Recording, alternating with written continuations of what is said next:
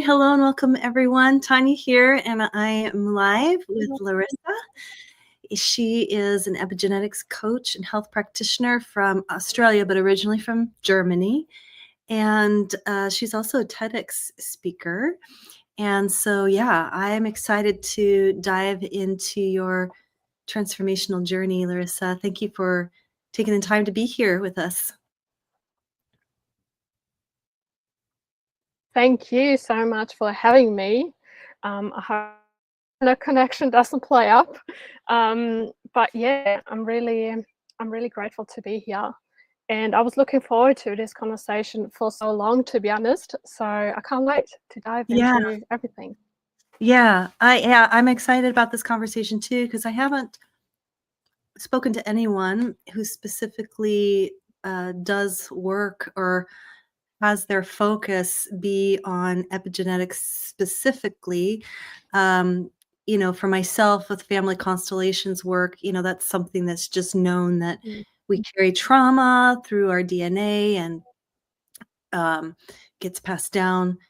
But you're approaching epigenetics through actually, you're looking at healing the body specifically. And Yes. so can you tell us what your excuse me, your transformational journey has been? Like, how did you end up in this work? Sure. So as you said in the intro, I'm originally from Germany. And 3 years ago, I made the decision to follow my heart and my dream, and I moved to Australia. So I'm living in Australia now. And I had, like, in Germany, I had like the perfect life, you could say. Like, I had like a really good job in an international company. I had a beautiful apartment, a big friend circle, like all these kind of things. But the thing was that I never really truly felt fulfilled, and I always had like this little voice inside of me that said, like, this can't be it. Like, there has to be more to life.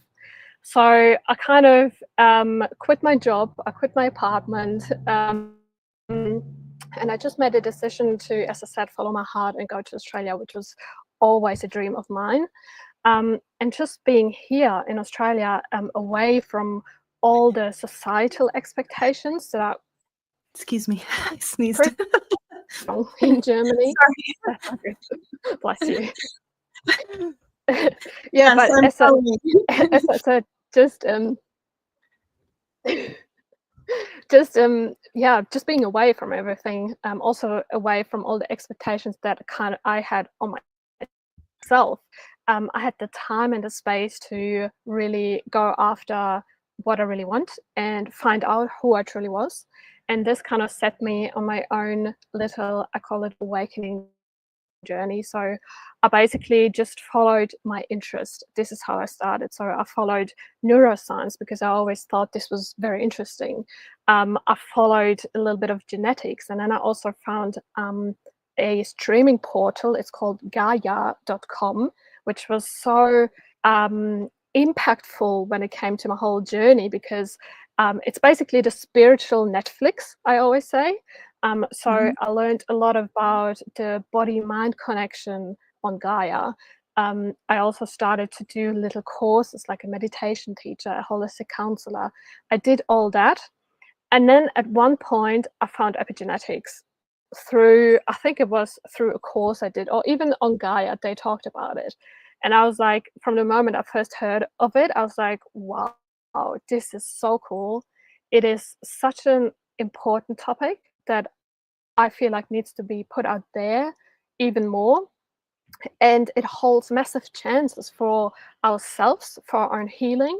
As you said, on the transgenerational level, it has massive implications and impacts, but then also for future generations. So I really kind of dove deep into all of that.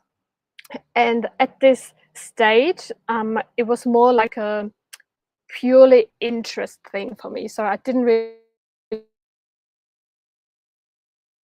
as a profession. But then what happened in my life at this time was that I imported my dog from Germany because, of course, he had to come. I wanted him to have here to be with me, and he was like my soulmate in form of an animal. I don't know if you ever had this connection with an animal, but I'm sure a lot of people can relate. And Yeah. so there was like no doubt he had to come. And so I imported him, which was like such a long and expensive process. But it was totally worth it. Like as soon as he was here, we had like the best time. But then what happened was that after being here for 1 month, he got diagnosed with terminal cancer. So this was like obviously a big shock because I was like, how is this even possible? Like he's finally here, and then he got diagnosed. And he had like, I don't know, 3 surgeries, and I tried to go down so many different avenues, but nothing really worked. And this whole thing that happened with him, his name was Leo. So everything that happened with Leo kind of set me on another level of my awakening journey because I had to fully kind of find a solution, not only for him, but also how I deal with this situation because I was like so stressed. I was anxious. I still had to, like, I had a little mini job in a cafe just to pay the bills. So I still had to go to work. I was up all night because he was in pain and in discomfort. So it was really, literally one of the worst times of my life.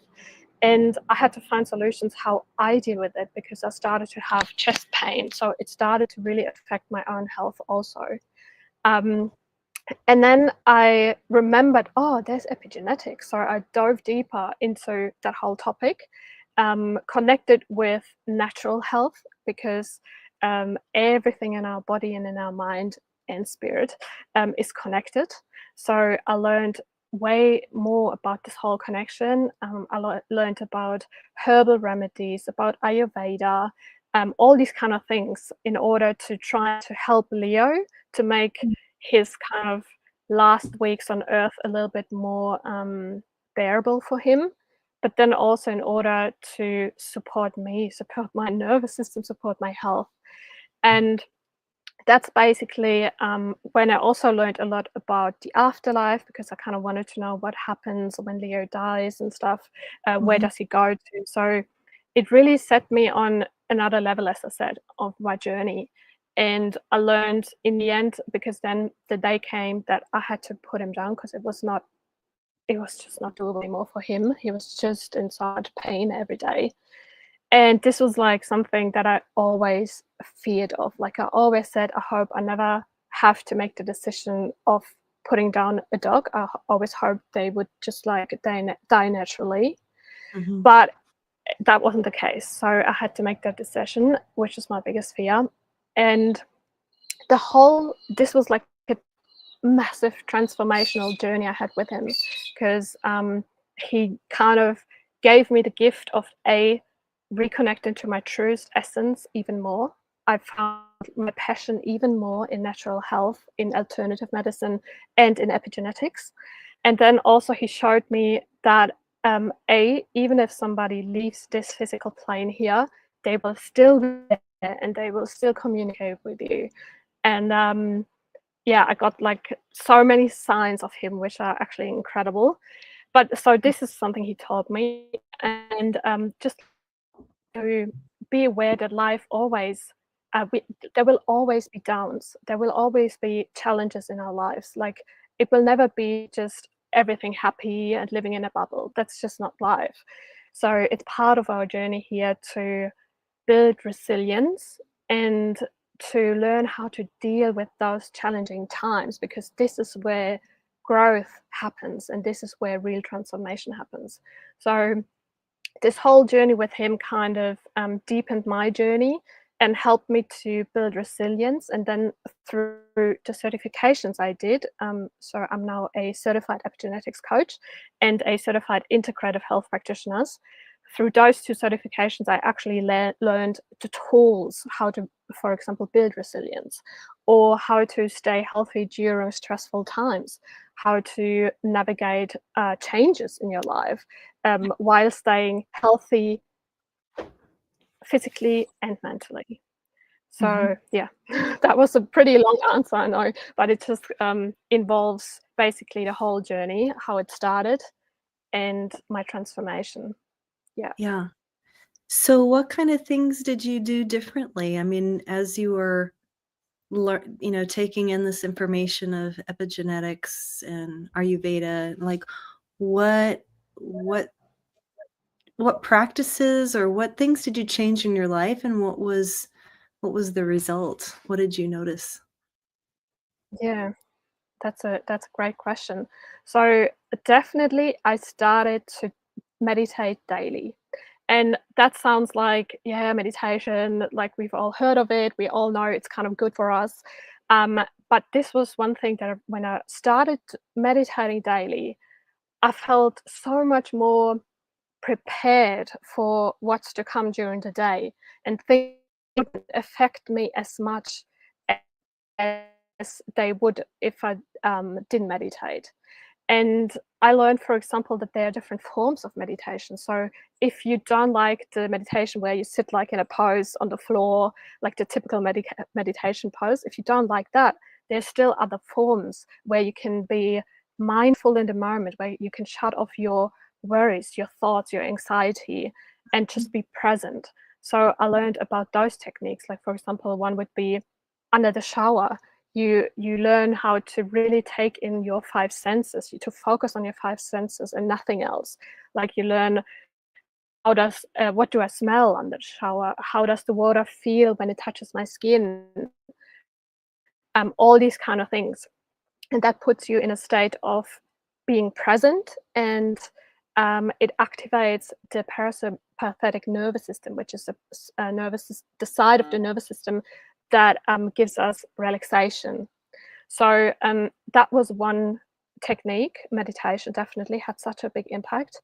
But then also I started to journal. I started to write down my worries, my fears, my thoughts. I started to just put it on paper, because what this did is that the thoughts were kind of out of my mind for a moment. I had some more mental capacity to think something else, or even to look at the problems from a different angle, because I kind of find a solution of how to kind of get rid of them in my mind. Interesting. And then one of the biggest tools that's also, yeah, one of the biggest things that's also, it sounds so simple, but it's so impactful and really turned my life around at that time, especially, is being grateful. So again, it sounds so simple, but I had a gratitude journal. So I started to write down 3 things I'm grateful for in the morning. And then in the evening, I reflected on the day, what made me smile today, and what was the highlight of my day. And Mm, I continued doing this even after Leo's death, because what it did, it kind of gave me a different perspective on everything. So even if like I had all these feelings like grief and anger somehow, and the feeling of how unfair it is that he can't be here anymore, all these kind of things that we feel when we lose somebody, um, I still had like a perspective of gratitude, and it showed me that the thing that really matters is the time that I had with him, which was amazing, and everything that he gave me. Like, he gave me so many things. He mm, put me back to on the journey of being myself, connecting to myself.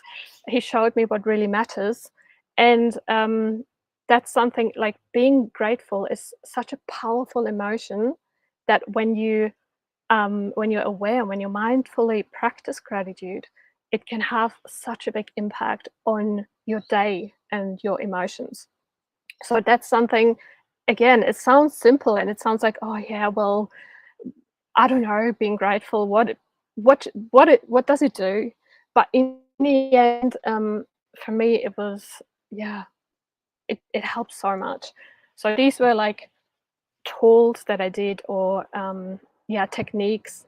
Um, and then obviously, especially when it comes to epigenetics, I started to really support my body, because especially when something's going on mentally or emotionally, we need to make sure that our body physically has enough nutrients, has enough protein, enough fats, so that our body can support all the mental work or the mental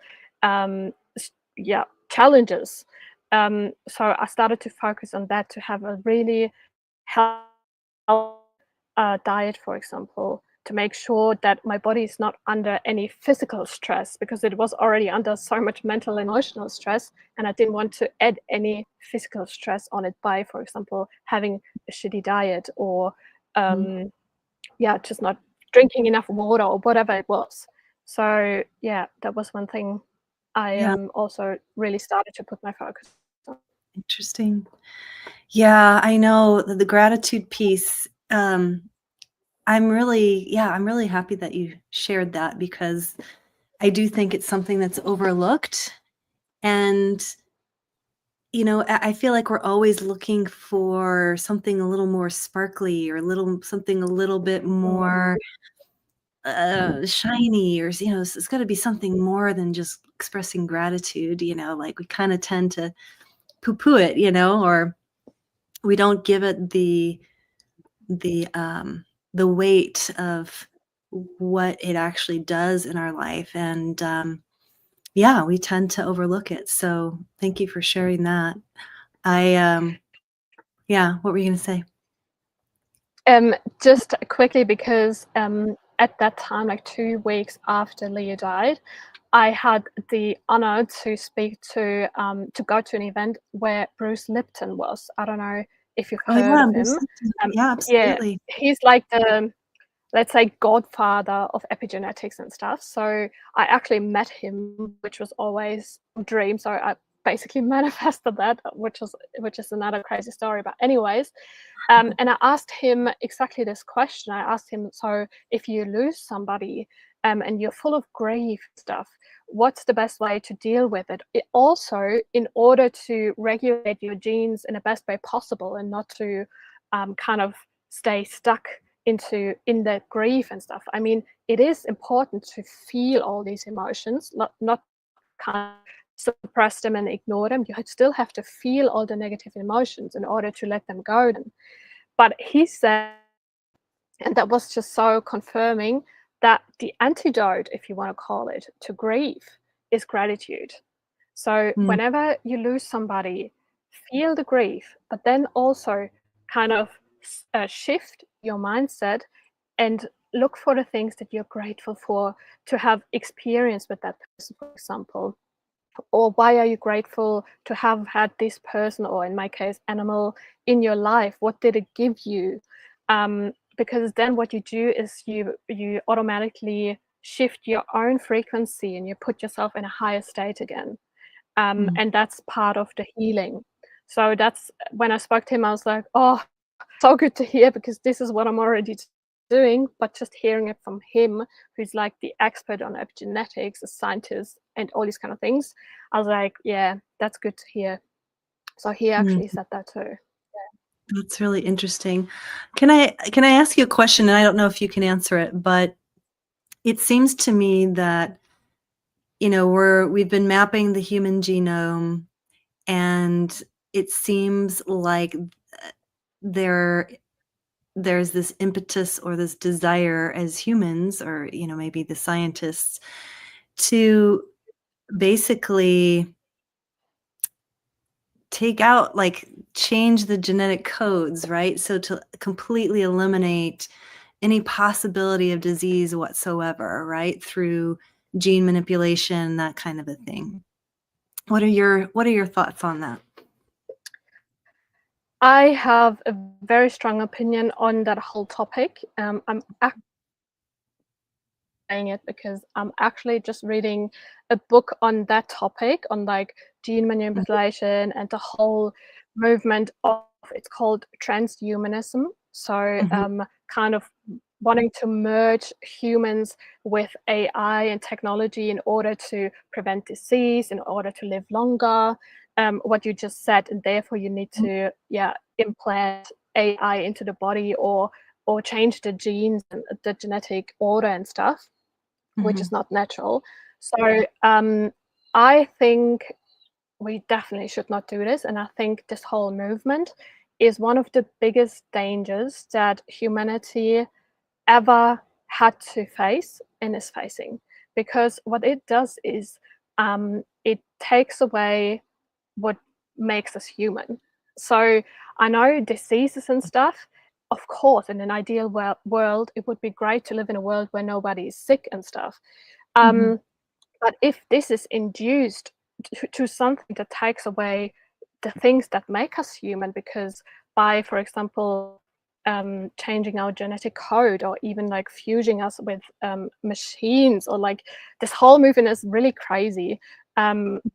If you do that, you take away our capability or ability to proper feel emotions, to have compassion, to be kind, like everything that kind of makes us human.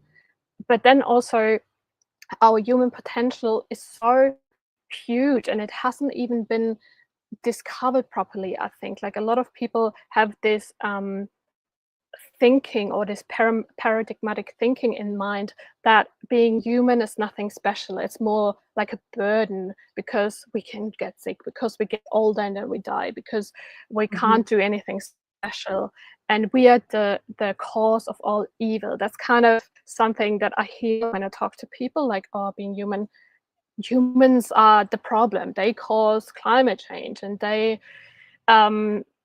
yeah, they are responsible for wars, all these kind of things. But Mhm. that's, in my opinion, missing the point, because being human can actually be so powerful, and we haven't even discovered what it really means to be human. Like, I think from what experiences, that we can act to, for example, higher dimensions with our consciousness, through meditation, or even like if you talk to people that have done plant medicine, they Mm. always say they've just entered different dimensions. And I think um, by manipulating the genetic code and having somebody else kind of mess with it, or just to not have any diseases, that's not the point, because it, yeah, we kind of lose the ability of what it means to be human. Um, and especially when it comes to diseases, I I'd say in so many cases, like, I don't know the percentage, but a huge amount of percentage, we can reverse disease again. So that's also something that I feel like is coming at the moment. There's a change in this paradigmatic thinking happening. So we don't see disease as something that just happens to us overnight, and we can't do anything about it, because A, it's in our genes, or it runs in our family, or C, you're just unlucky and now you end up with having this disease. It's not the case anymore. So we learn that it's not just in our genes. Most of the diseases are actually caused by the environment that we put ourselves into. Um, and the genetic code has actually nothing to do with it, which is basically what epigenetics says. Yeah. Um, but then also, we just have to see disease in a different light. We have to understand that it is a process. I always compare it to a rain barrel. So if you imagine our body being a rain barrel, and then the things from the environment just drop into it, and it slowly fills up, like, for example, processed foods, sugar, Mhm. excess caffeine, toxins. Like, we're exposed to so many toxins nowadays. And then it slowly fills up. Stress, big one. It fills up, Mm. fills up. And then there's a point where the rain barrel overflows. And this is when the body shows symptoms. This is when you actually see the disease, when you get diagnosed with something. But the whole process that it took for the rain barrel to fill up is something we most of the time don't even see. We only see when it's like kind of too late, when the body shows symptoms.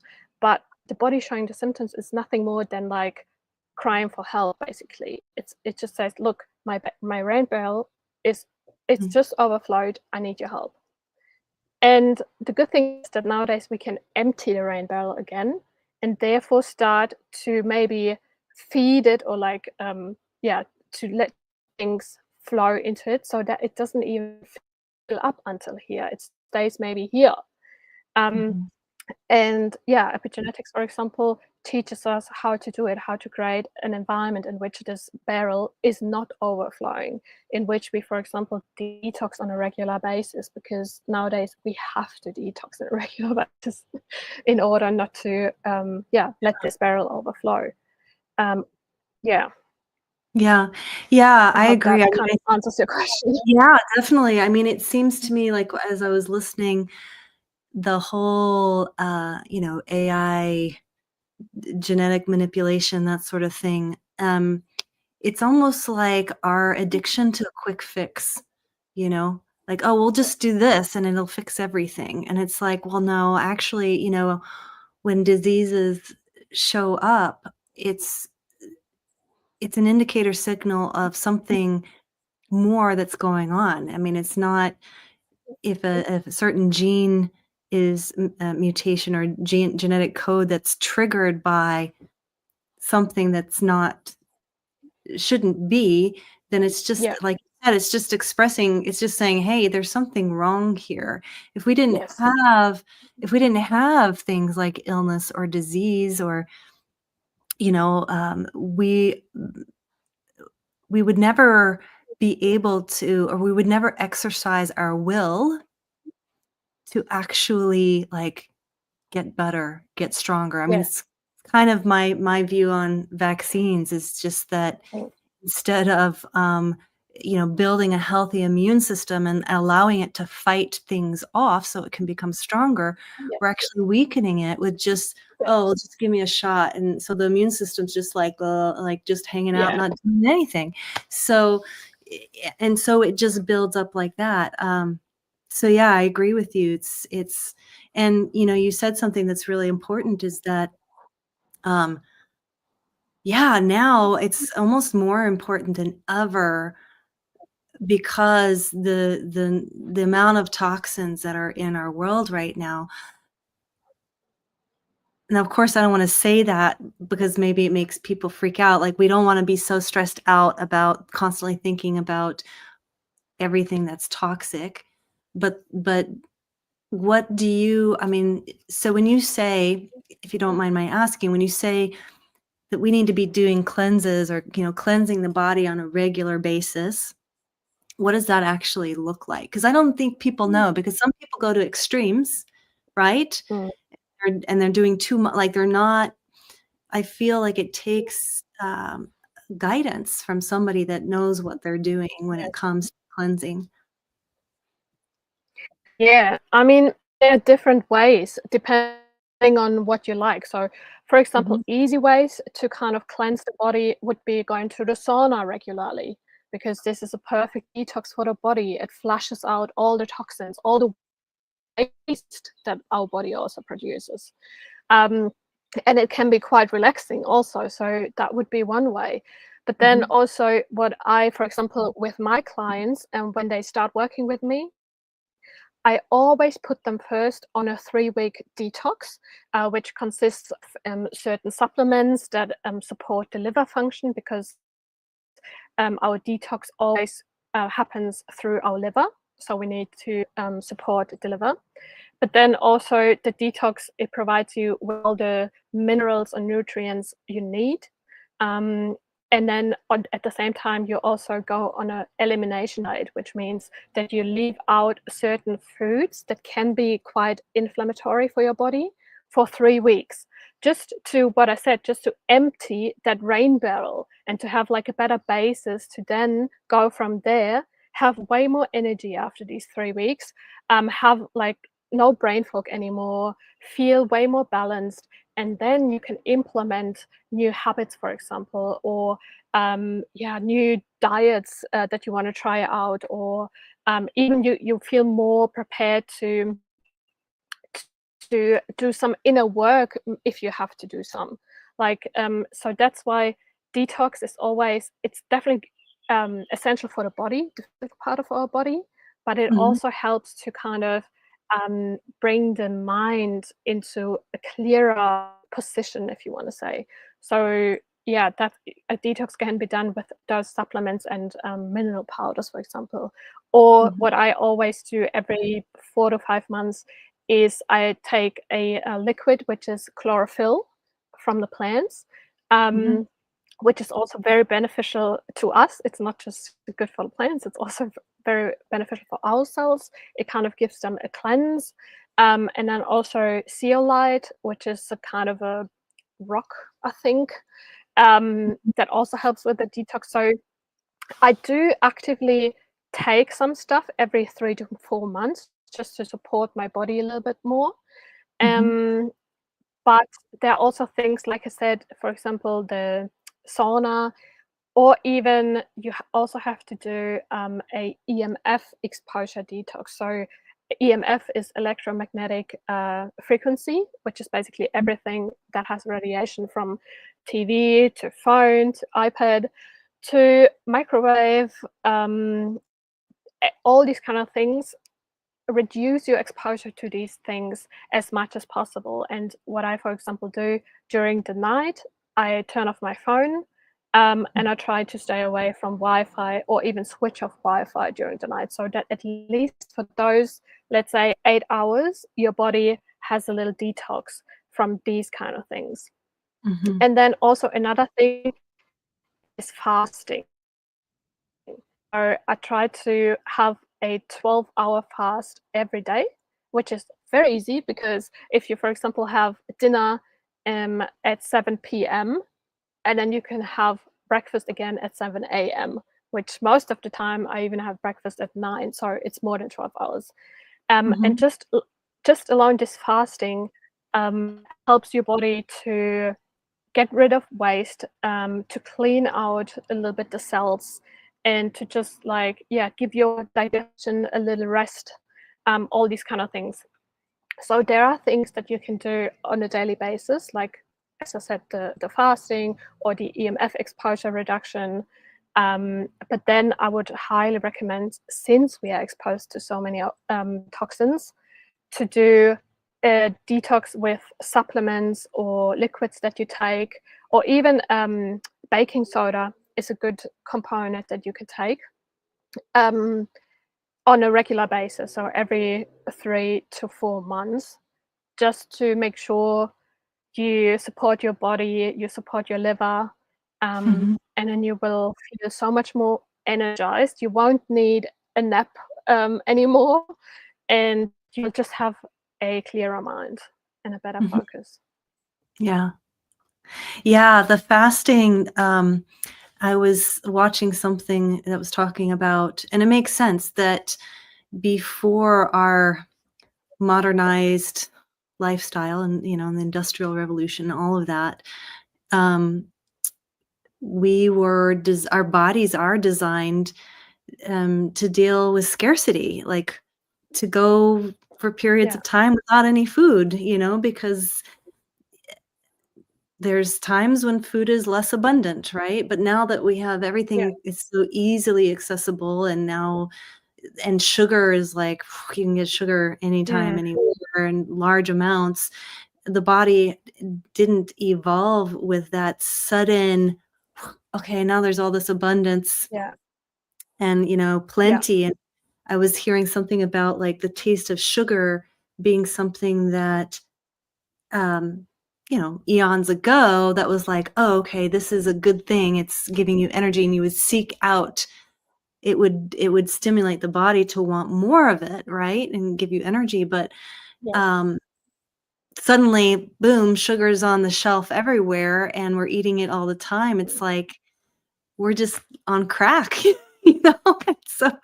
And so, 100%. Like, yeah, literally, there was actually a study, or yeah, that was done on rats, which I'm not a big fan on of animal studies, but sometimes yeah, they do show us some good things. And they said, or the study showed that, like, when rats have sugar, it activates the same parts of the brain as when they have cocaine. Just with that, sugar has even a longer effect on the brain. So it was even more impactful on the brain than cocaine. And I'm not saying have cocaine instead of sugar. That's definitely not what I'm saying. 'Cause, yeah, but it just shows how impactful sugar is on our brain. And to be honest, I wasn't aware of its impact for such a long time. I mean, I always knew, yeah, it's kind of bad for the teeth and it's not so good for the skin, but I never was fully aware until I started to learn all these things, how much impact sugar really has on our whole body, on our mind, on our capacity to focus then, because after the sugar high, there follows the sugar low. Um, Mhm. and it's just, yeah, it's fascinating that some of those concepts that are now that we're being exposed to so much, we don't always how much of an impact they have. Yeah. I think that's definitely something we need to kind of just be aware a little bit more, especially when it comes to children also, because it leaves a bigger impact on their brain because it's still in Yeah. development. Yeah. So yeah.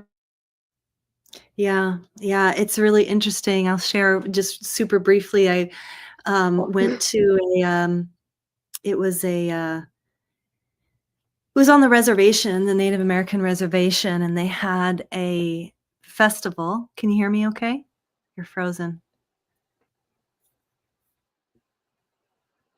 Oh, wait. There you are. Oh, You were freezing. Can you hear me now? can't hear you right now. Can you hear me?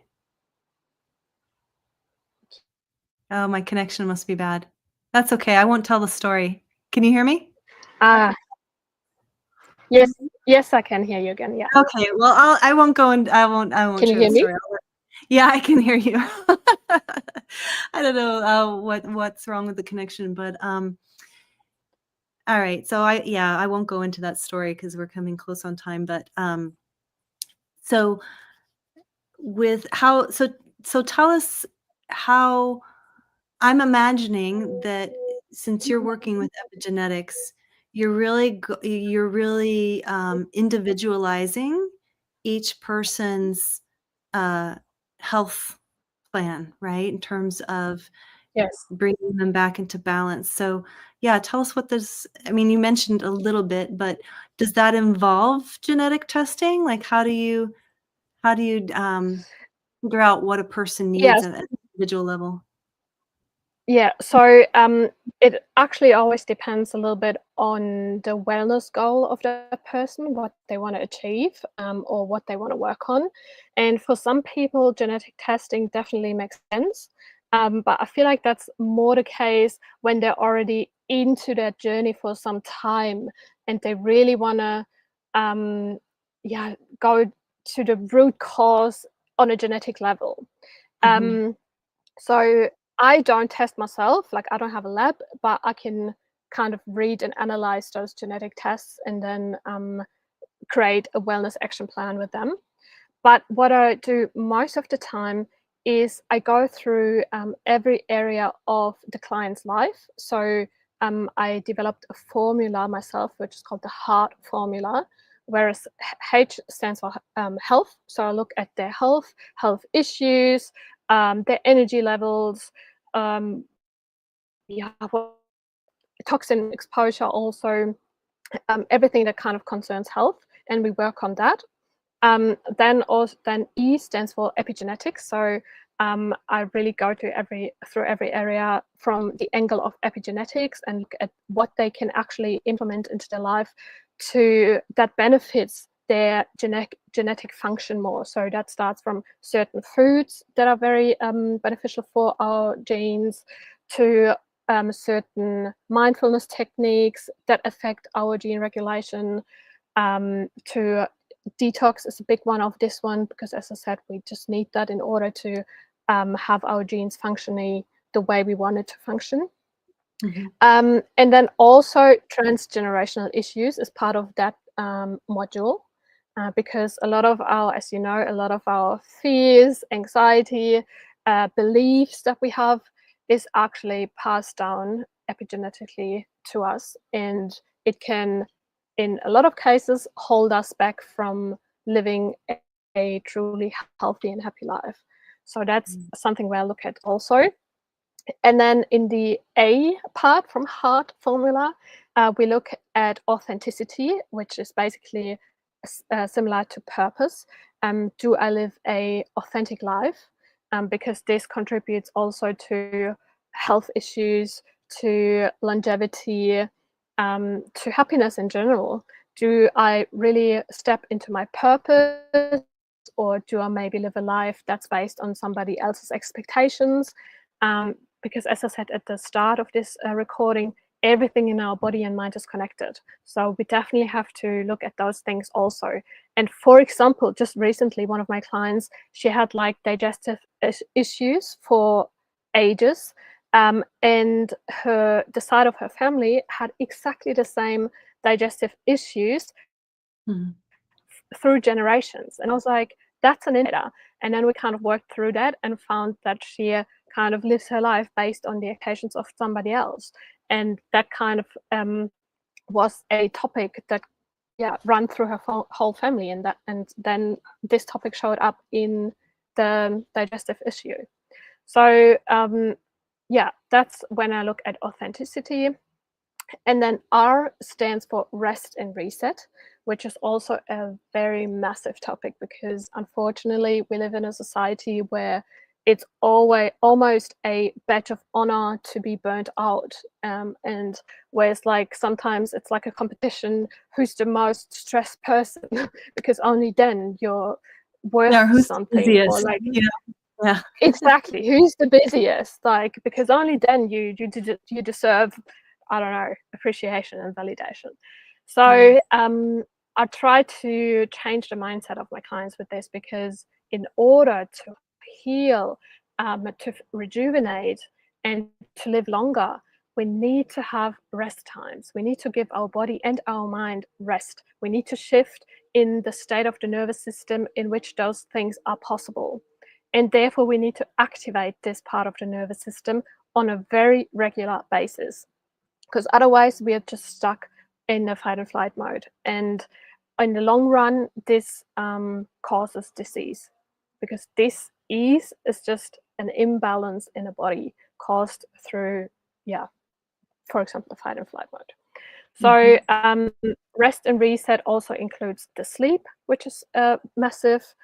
We look at how we can improve the sleep, but then also, as I said, how can we include rest times for the nervous system during the day, in the evening, and everything is, as you said, tailored to the client's needs and wishes.